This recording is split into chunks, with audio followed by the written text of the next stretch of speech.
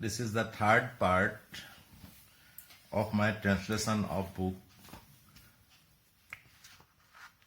Sumeru Kumeru Arueti Bahi, written by Syed Abdul Malik, an Assamese novel, and it is my translation. Chapter 5. The next morning, Hilda and Dr. Reed went in a private plane and landed in an airport in Switzerland. An ambulance came from Dr. Lazarus's clinic to pick them up. Dr. Reed was amused to see that, but Hilda became fidgety. Dr. Lazarus might have thought of me as terminally ill, or he would not have sent an ambulance, Hilda thought in her mind.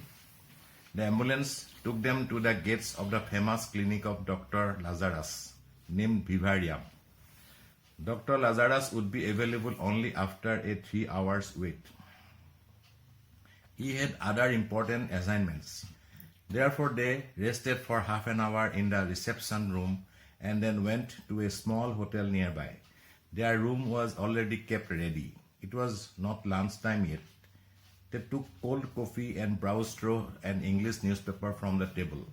Might be it was kept ready for them. Hilda changed her clothes. She looked like tired and depressed, as if she was finding it difficult even to sit. Therefore, she tried to rest on an easy chair near the bed. That was not a commercial hotel. It was a restroom for the patients and their relatives. Therefore, there was no noise and sounds of a commercial hotel. There were only a few people. Most of them were patients. They were talking in a low voice.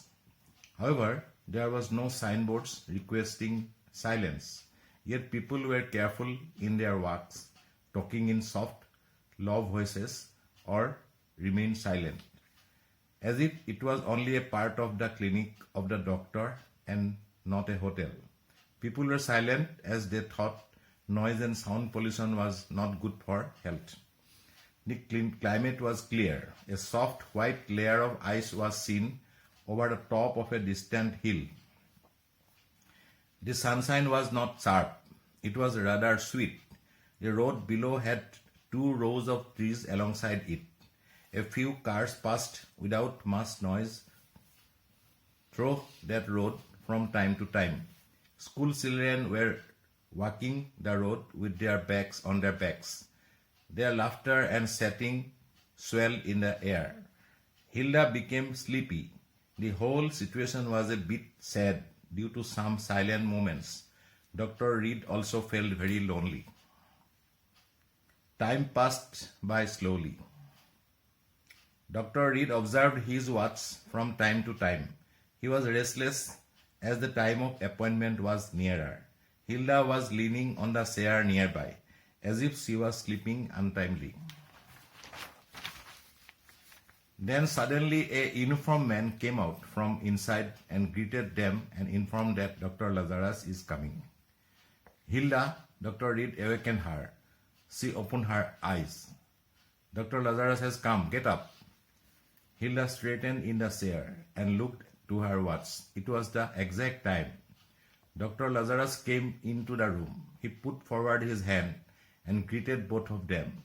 They shook hands with him. Dr. Reed introduced Hilda to him. All 3 sat down. Dr. Lazarus looked peacefully towards Hilda. She also looked at him. Dr. Lazarus was a healthy young man below 50 years of age. His eyes were bright with a deep probing look. He had a short beard in his chin, a small moustache with a long nose. He looked like a young man with self-confidence and personality. Hilda lowered her gaze.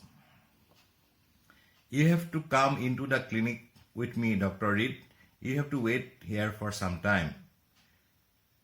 I will check up data of our primary reports. Dr. Reed could know that there was a passage between the clinic and the hotel. Should I be here? Yes, you please stay here. Today I would not take much time. I will scan the former reports that you have with you. I would compare them with my preliminary data. Please don't worry. Dr. Lazarus and Mrs. Reed went inside. Dr. Reed stood up anxiously, looking at them. Then he sat down on the chair and looked at the newspaper. There was silence everywhere. After about half an hour, the uniformed man took Dr. Reed inside. He followed the man through the corridor of the hotel into the clinic, as if he was walking into an unknown world, as if he heard every step in his heart. In the meantime, Dr. Lazarus and Hilda had come out from the lab. Dr. Reed looked towards them. Hilda's face was a bit blushed. She had sweat over her nose and forehead. It was as if she had got the most secret information of her life, or she was about to get it. They sat around a small table. One chair remained vacant. Both husband and wife looked at Dr. Lazarus.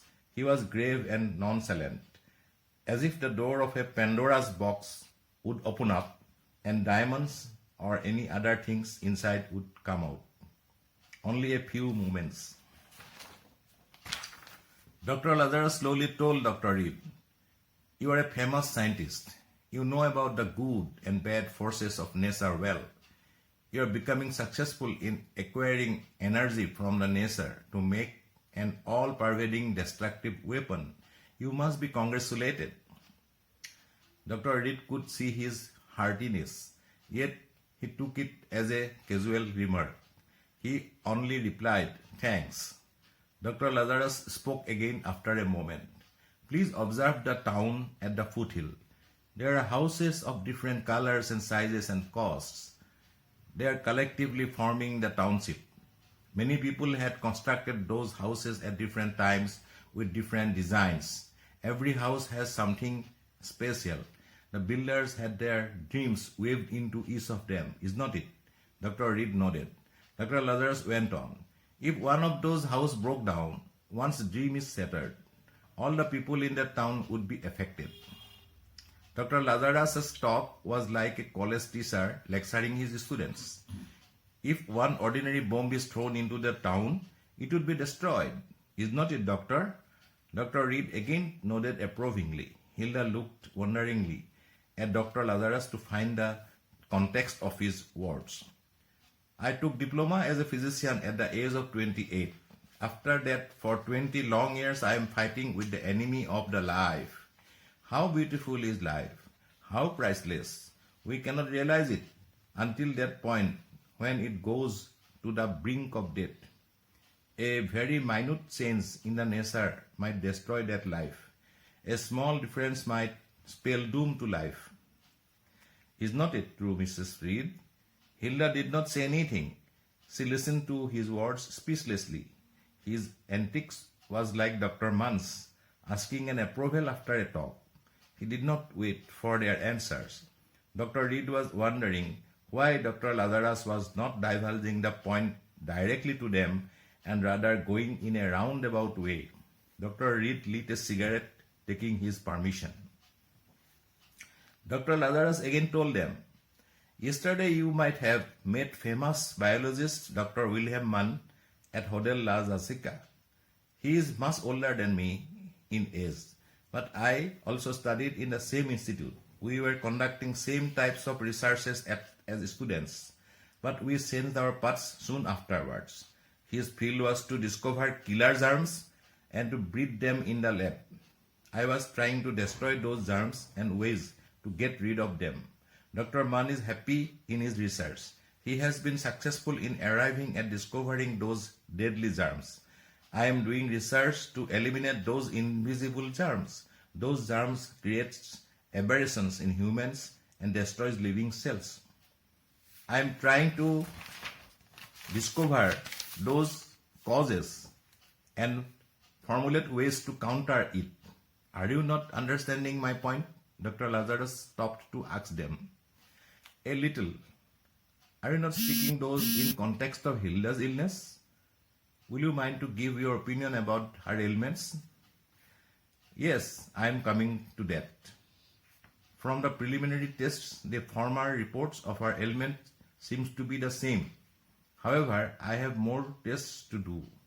Dr. Reed asked uncomfortably, "That means you have also the same opinion that she is suffering from cancer?" Hilda looked deeply at Dr. Lazarus, as if his answer was all that her life depended on. What would the doctor say? Dr. Lazarus remained silent for a while, as if he thought of finding his words. Then with a still voice, "Death can come in a shape of a germ, a crooked cell into the blood, into the brain of a living man, and it may make the life very short. Sometimes death can start from inside of a blood corpuscle. It might change and cause aberrations in the process and cause abnormality leading to souse. A singer may lose his or her voice. A sweet voice holder, Mrs. Reed, might lose her voice to that demon." Hilda was listening to Dr. Lazarus silently. Now she was rude. "Sir, as you are sure that I am suffering from cancer, have you decided whether you would take the responsibility to treat me?" Her voice was broken and unclear. Dr. Lazarus told her unassumingly, "I am a doctor, Mrs. Reed. It is my duty to fight with death. I should not express my feelings outside. My association is with diseases and not with the patients. If I show more concern towards the patients, then it would mean my weakness. Mrs. Reed, you are famous not only as the wife of a famous scientist, Dr. Hilton Reed, and though it is enough for others women to envy you, is not it? You have a beautiful personality of your own. You are a famous singer-musician. Any woman might have become the wife of Dr. Reed, but would anybody might be able to replace you as a singer? Can she?" Dr. Lazarus was speaking out. "Please do not misunderstand me, Dr. Reed. I am very sorry for the affliction of Mrs. Reed. I should not be sad as a doctor, but it is a double death. Who would not agree that it is an utmost misfortune to lose two priceless things? I am not understanding your idea of double death, Dr. Lazarus." Dr. Lazarus was fuming. "We can tolerate natural death. Until now, death has been an unavoidable natural phenomena. We can accept natural death even if it is sad. But who would not feel sorry for the unnatural death?" Dr. Reed asked. "Why are you speaking about death?" "I am defeated by you and Dr. Mann. You are becoming successful in your respective fields of studies. Your one atom bomb might destroy the whole world. Dr. Mann's one germ bomb might make deadly diseases and kill all the people in the world. But as for me, poor Dr. Lazarus, I have not been successful.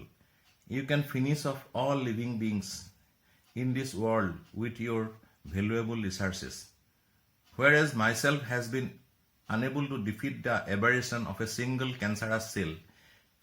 Is it not a very shameful and unfortunate thing?" Dr. Lazarus was tired of speaking. His eyes and face showed sadness. He was agitated from inside. Hilda was afraid to look at his face. Time passed silently. Then with a still voice, Dr. Lazarus told, "I told you about double death, Mrs. Reed. You are aware that you are suffering from an incurable cancer. I would think it as a crime if I do not disclose it to you and give false hope of life. You have carcinoma cancer in your voice box and in your esophagus. You know it well that there is no definite cure for cancer at present.